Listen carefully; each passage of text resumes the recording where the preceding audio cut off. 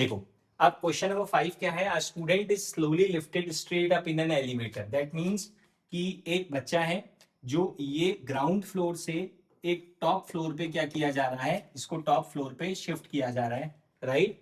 और कहां से हो रहा है, ये हो रहा है एलिवेटर से, from ground to top floor of a building. Later the same student climbs the staircase all the way to the top. इसका मतलब एक बार जो केस वन है वो used at the student use elevator. जो बच्चा है उसने क्या किया है, यूज्ड एलिवेटर, पहले उसने एलिवेटर यूज किया है। और सेकंड केस जो है, सेकंड केस में, या चलो नीचे करके लिखते हैं, ठीक है। केस टू जो है, केस टू में वो क्या कर रहा है, स्टूडेंट यूजेस स्टेयरकेस। उसके बाद अगले वाले केस में उसने क्या किया है, उसने सीढ़ियों का इस्तेमाल किया है, ठीक है।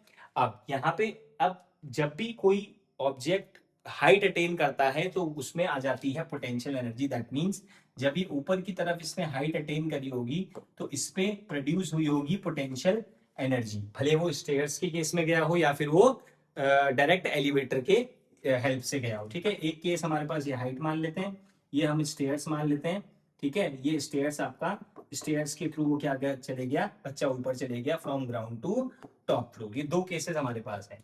तो सबसे पहले फोकस करेंगे जो गिवन वैल्यूज हैं। तो क्या क्या दे रखा है, हाइट दी हुई है, हाइट दी है 72.5 मीटर, ग्रेविटी दी है 10 मीटर पर सेकेंड स्क्वायर, राइट। जब ग्रेविटी की वैल्यू दी होती है तो हम उसी को यूज करते हैं, नहीं दी होती है तो हम यूज करते हैं 9.8।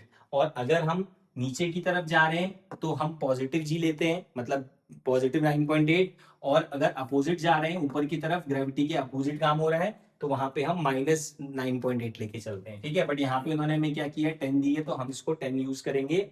और स्टूडेंट का मास कितना दिया है, स्टूडेंट का मास दिया है 50 केजी, ठीक है। सारी यूनिट्स करेक्ट हैं, सारी यूनिट चेंज, किसी में भी चेंज की जरूरत नहीं है। तो अब जब हम पोटेंशियल एनर्जी निकालेंगे तो पोटेंशियल एनर्जी का फॉर्मूला होता है m इंटू जी इंटू एच। मास कितना है 50, जी कितना है 10, एच है आपका 72.5, ठीक है।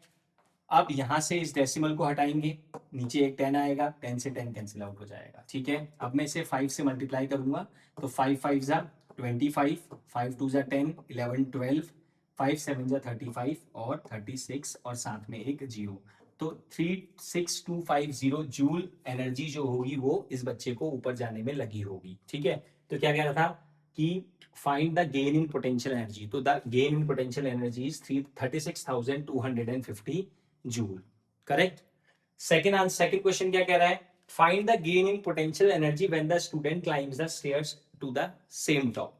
अब जब वो सीढ़ी से गया है तो उस टाइम पे जो एनर्जी एक्वायर की होगी उसने, पोटेंशियल एनर्जी, उसके बारे में भी पूछ रहा है। तो देखो सबसे पहले पोटेंशियल एनर्जी कभी भी डिपेंड नहीं करती किसी पाथ पे, पाथ से उसका कोई मतलब नहीं होता है। और हाइट दोनों केस में कितनी है, 72.5 मीटर है, राइट। क्योंकि देखो हाइट इन्होंने सेम दी हुई है, जी सेम दिया हुआ है, मास सेम दिया है दोनों केसेस में।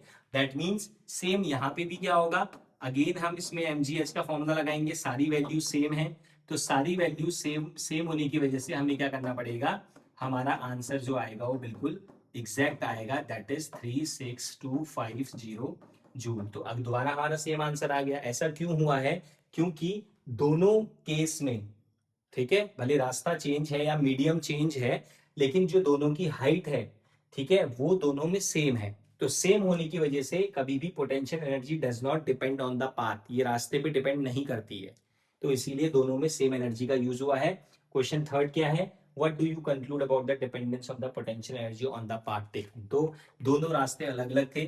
तो थर्ड क्वेश्चन पूछ रहा है कि क्या कंक्लूड करोगे आप इन दोनों कंटेक्स्ट से। तो दोनों में that means potential energy does not depends on path। इसका मतलब जो पोटेंशियल एनर्जी है वो पाथ पे डिपेंड नहीं करती है। तो ये कंक्लूड हो गया इस क्वेश्चन के अकॉर्डिंग, ठीक है।